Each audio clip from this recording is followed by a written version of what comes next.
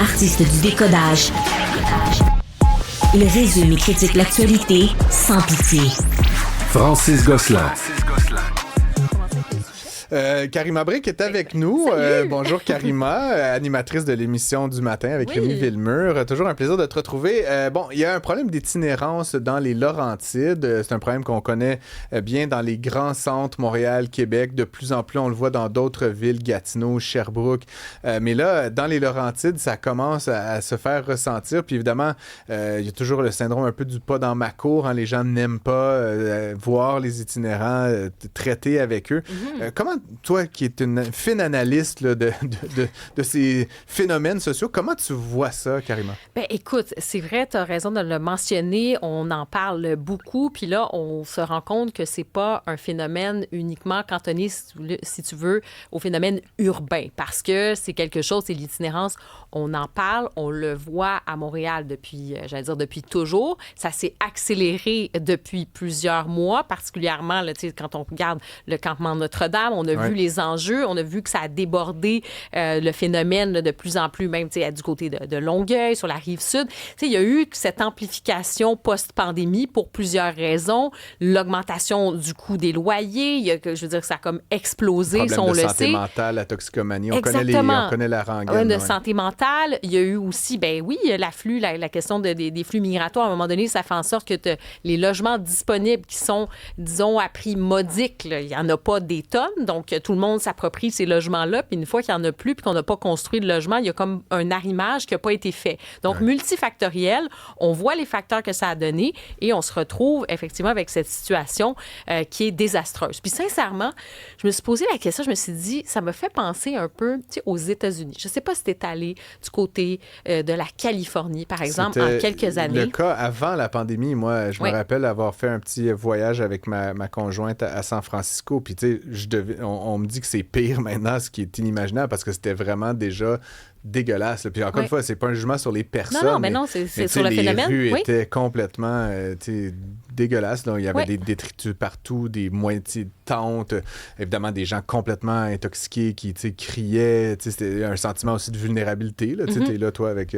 ta petite valise puis tes petits running shoes, puis tu te sens petit dans tes shorts. Là. Il y a vraiment un phénomène de perte de contrôle là, qu'on sent un peu moins à Montréal, mais ça ne va pas dans la bonne direction, évidemment. Bien, c'est exactement ça. Moi, je me suis dit, évidemment, c'est d'aucune commune mesure, mais j'ai l'impression qu'on arrive quand même à un point de bascule parce que là, c'est des phénomènes de l'itinérance, on n'est pas fiers de ça comme société, on se dit, on essaie de cacher ça un petit peu parce que c'est comme collectivement, on se pose des questions et là, ça nous saute dans la face. Puis on se rend compte que manifestement, il y a des choses qu'on n'a pas faites, il y a des choses qu'on a laissées aller et aujourd'hui, le phénomène est en train de s'amplifier. Puis pourquoi je te fais référence aux États-Unis, c'est qu'effectivement, le phénomène là-bas, notamment en Californie, j'ai regardé des chiffres, ça a augmenté sur l'itinérance, mais ça a augmenté aussi les personnes qui vivent dans leur voiture. Donc, tu sais, ça a augmenté de... C'est comme en chemin vers l'itinérance parfois. Là, Et là, on parle il y avait un article d'ailleurs dans Le Devoir où on nous parle de cette question-là. Ça se passe maintenant à Sainte-Adèle. Tu sais, à un moment donné, c'est pas normal. Et aussi, ce qui est pas normal, c'est que ça se fait un peu en catimini. On explique du côté de Sainte-Adèle que, tu sais, la mairesse a dit que c'était pas du tout dans la campagne électorale initialement, la campagne municipale, et ça s'est fait un peu, il y a eu un appel d'offres pour une sorte de halte pour venir en aide justement des personnes qui étaient dans le besoin, et là, boum, ça s'est installé comme ça. Puis oui, évidemment, tu veux aider les gens, mais il y a aussi la notion autour, tu sais, c'est quelque chose qui devait être temporaire, mais souvent le temporaire, ça devient permanent parce que les besoins, évidemment, ça s'accumule, le message passe, il y a le bouche à oreille, finalement, on se dit, ben c'est ça, puis ben autour. Donc, il faut aussi penser aux personnes qui vivent là, qui se disent, OK, bon, comment on a cette cohabitation-là? Et moi, le problème, c'est que je trouve que quand on n'arrive pas à vraiment mettre les moyens pour essayer d'endiguer ce phénomène, ce problème-là, parce que ça reste un problème aussi, parce que ces personnes-là, pense-y, deviennent plus vulnérables. Oui, il y a des enjeux de santé mentale qu'il peut y avoir, mais tu sais, quand ça fait un bout de temps que tu es dans une situation d'instabilité, exemple, tu arrives, tu as une bad luck, tu vis de paye en paye, finalement, tu t'es endetté, tu as une séparation, tu tombes en dépression. D'ailleurs, dans l'article, il y a quelqu'un qui dit une série de mauvais choix puis de bad luck, comme on dit. Chance, mauvaise chance aussi. Se retrouve dans une situation comme ça. Mais quand tu restes dans cet état de précarité pendant un certain temps, oui, tu peux être plus vulnérable à tomber aussi dans l'univers de la drogue, de consommer. Ouais. Et c'est un peu ce qu'on voit aux États-Unis. Je voyais même, quand je te parlais de la Californie, il disait, bien, ça devient presque un enjeu de sécurité nationale parce qu'à un moment donné, tu as des réseaux de drogue qui se mettent à s'installer, à aller profiter de la vulnérabilité. Ces gens-là. Mais donc, exactement. Je voulais un peu t'entendre parce que là, bon, Sainte-Adèle, c'est quand même à un bout de Montréal. On est loin d'un... Pour moi, l'itinérance, c'est souvent associé à une problématique urbaine. Les gens, notamment, peuvent quêter et inversement, profiter des services sociaux, comme une densité, des groupes communautaires, les hôpitaux, etc., qui peuvent mieux... Là, à Sainte-Adèle, c'est un peu paradoxal. Tu sais, j'imagine le scénario, tu as 3 itinérants dans ton village, tu dis, je vais faire une petite halte chaleur, puis on dirait, tu sais, c'est comme, en bon français, build it and they will come. Tu fais une affaire pour 3, puis là, il y en a comme 3 autres qui débarquent, fait que là, t'en fais 3, puis là, finalement, c'est comme, tu crées ton propre problème. Puis je me rappelle, l'été dernier, à l'émission du Retour, j'avais interviewé le maire de Dolbeau-Mistassini. Là, on est foutument loin de Québec ou de Montréal. Bon, il y a certaines grandes villes comme Chicoutimi, mais tu sais, Dolbeau, c'est l'autre bord. Et qui me disait, on commence à avoir des problèmes d'itinérance et c'est comme un peu cet enjeu, plus tu t'occupes de mettre une infrastructure à disposition, plus ce phénomène-là migre vers ta ville ou ton village. Et donc, c'est comme... c'est un drôle de paradoxe, finalement. Pas qu'on voudrait chasser l'itinérance, mais à un moment donné, il y a comme ce facteur qui devient d'attractivité de l'itinérance en région qui est assez paradoxal. Bien, c'est ça. On est en train de créer aussi cette situation-là, comme on le mentionnait. Pourquoi? Parce que, regarde, justement, si on fait référence à cet article dont on parle, où on nous fait la situation dans les Laurentides à Sainte-Adèle, elle a expliqué, donc, du côté de la mairie, elle dit, vous savez, elle dit, on s'est retrouvés démunis parce qu'elle parle qu'il y a eu une affluence, justement, vers la petite ville qui était... C'est ça. Et elle dit là, que Québec nous impose une halte climatique sans nous allouer les budgets pour accompagner ces gens-là. C'est que ça s'est fait un peu... C'est comme on leur a un peu imposé ça. Puis moi, c'est un peu le point que je veux dire, c'est qu'on se dit, bon, ben finalement, on rajoute, on déplace un peu le problème au lieu de le régler, si tu veux. Dans le fond, c'est sur les logements, qu'est-ce qu'on peut faire à ce moment-là? C'est clair que juste de déplacer le problème, on ne règle pas le problème à la source, on n'aide pas ces personnes-là. Tu les places dans des situations de vulnérabilité, peut-être en lien aussi avec la consommation de drogue, problème de santé mentale. Tu crées aussi un environnement autour où c'est insécurisant. C'est sûr, si les gens ne sont pas bien, puis tu as ces enjeux-là, si tu as des enfants, des écoles, des CPE, puis je pense qu'il faut aussi entendre ces personnes-là, tu vois? Donc, moi, j'ai l'impression qu'on a fermé les yeux, on est là-dedans, puis on a de plus en plus une tolérance à accepter ça. On se dit, ben finalement...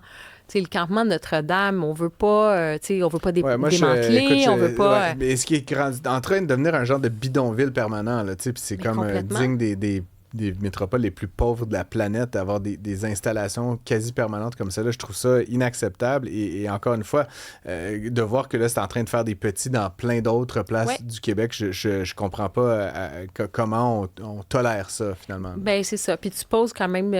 j'allais dire, oui, c'est ça. Tu poses la bonne question là-dessus parce que en ce moment, moi, j'ai l'impression qu'on est en train de banaliser un peu la chose. On dit que oui, ça nous préoccupe tous, mais dans les faits, on voit plus la multiplication. On n'est pas... En tout cas, il y aura ce fameux sommet. J'espère que ça ne sera pas juste une espèce de, de show de boucan, puis on s'active à s'activer, mais au final, on tolère tout ça. Les paris sont ouverts, Karima, mais je t'avouerai que je suis très dubitatif de ce fameux sommet sur l'itinérance, d'ailleurs, auquel est associée Pauline Marois et que Mme Fréchette a accepté de co-organiser. Mais ça va être un vrai enjeu pour la campagne électorale. J'ai l'impression que... parce qu'il y a aussi, les gens s'inquiètent, ils se disent, est-ce que je suis à une paie aussi de tomber dans un cycle de pauvreté? Parce que quand tu vois des loyers, puis on mentionnait notamment à Sainte-Adèle que l'Alte est en face de loyers puis de nouvelles constructions où c'est 2400 $ par mois pour un logement, ça commence à être très, très, très inquiétant, tout ça. Absolument.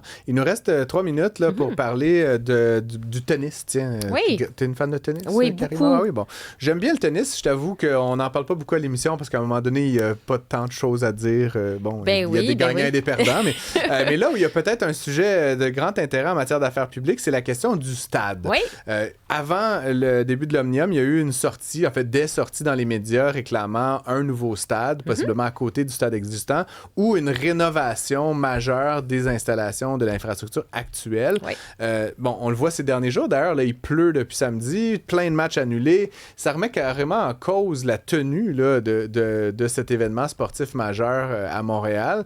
Est-ce qu'on devrait rénover, construire? Bon, il y a certains qui disent prendre une partie du parc. Là. Bon, c'est fâchant aussi. Qui paye? Ça, c'est la grande qui paye question. Pour des infrastructures sportives comme celle-là? C'est une question qui t'a intéressé. Oui, parce que là, on est en plein dedans. C'est l'Omnium Banque Nationale. Puis oui, c'est un gros tournoi. Puis je pense que c'est important qu'on ait ces tournois-là pour une fois qu'il y a des choses quand même qui fonctionnent bien. Il faut le souligner. Parce qu'il faut des éléments qui vont créer de la richesse, créer de l'attractivité pour Montréal. Puis ça en fait partie. Donc, je pense qu'il faut en prendre soin. Ouais.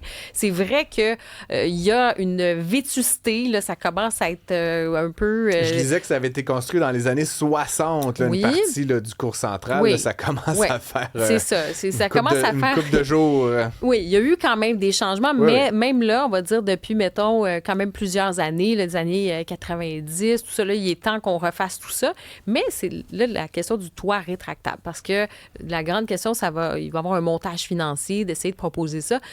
Et est-ce qu'on doit financer ça? Je ne sais pas ce que les auditeurs en pensent, que toi, t'en penses. Est-ce que le public doit tout financer? Par exemple, si on se dit le toit rétractable et les grosses installations, ça va coûter des millions, là, juste à titre comparatif. Ouais. On verra parce qu'ils vont nous présenter puis tout ça. Je suis toujours un peu ambivalent parce que, tu sais, qui va au tennis? Oui, tu as raison. Je sais pas si tu as essayé d'acheter des billets, mais tu sais, c'est vrai que c'est rendu cher. On parlait d'itinérance, là. Mettons que ça, c'est comme l'autre bout de la pyramide, là. Tu sais, c'est vraiment, vraiment dispendieux. Bon, il est possible de se squeezer là, des matchs de qualification, là, mais plus tu avances dans le concours. Puis je veux pas... Mais ça reste un sport d'élite, là. Au sens, c'est pas...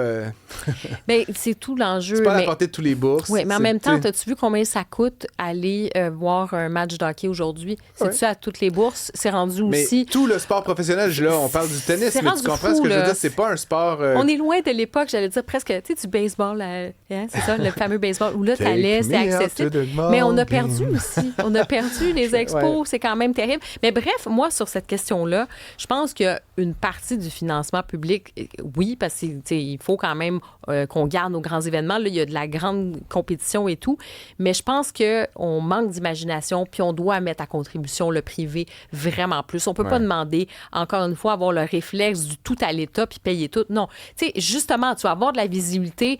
On veut voir des commanditaires faits, ça s'appelle l'Omnium Banque Nationale. Ils peuvent pas trouver justement plus de commanditaires pour le toit, je sais pas trop quelle compagnie. Ouais, c'est ça, je connais pas les finances de ces organismes-là, mais manifestement, clairement, ça doit pas être rentable, au sens, ça doit pas dégager du moins des profits suffisants pour se payer un stade. Là. C'est assez évident. Oui, mais... Il faut que l'infrastructure soit finie. Après, on peut loger des gens dans des hôtels, faire venir des gens dans nos restaurants, ça boucle l'aéroport, ça a plein de conséquences positives, mais je pense pas qu'on réussirait à passer le chapeau, puis je sais pas combien ça va coûter, mais c'est probablement des milliards là, de faire un toit. Peut-être pas des milliards, là, parce que regarde, il disait que, mettons, il y avait des chiffres là, sur Cincinnati. Ouais. Bon, en même temps, d'où on part, c'est dur de comparer comme ça. Eux, ils ont fait des rénovations pour 364 millions de dollars, mais c'est quand même beaucoup d'argent, puis en même temps, est-ce qu'on compare des pommes, des bananes, puis ça?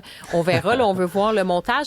Mais je pense quand même que le privé doit s'activer. Et tu mentionnais, si c'est juste pour 2 semaines, parce que là, effectivement, tu as ce grand tournoi, puis on est content, puis on a du tennis à Montréal. Moi, je me dis, la solution, c'est aussi que ces installations-là, me le dire, soient quand même utiles pendant l'année. Est-ce que ça va être effectivement pour développer le sport amateur, pour développer des champions, hein, des Victoria Moko, pour des Félix Auger-Aliassime? Est-ce que concrètement, on va pouvoir utiliser ces installations-là pendant l'année? Là, c'est un peu plus justifié. Je pense qu'on devrait en faire une piste de go-kart, honnêtement, personnellement. Oui, c'est ça. C'est bon, ça. Une piscine. Ça va faire venir des gens. Je charrie. Karima Brick, merci beaucoup d'avoir été là. À demain.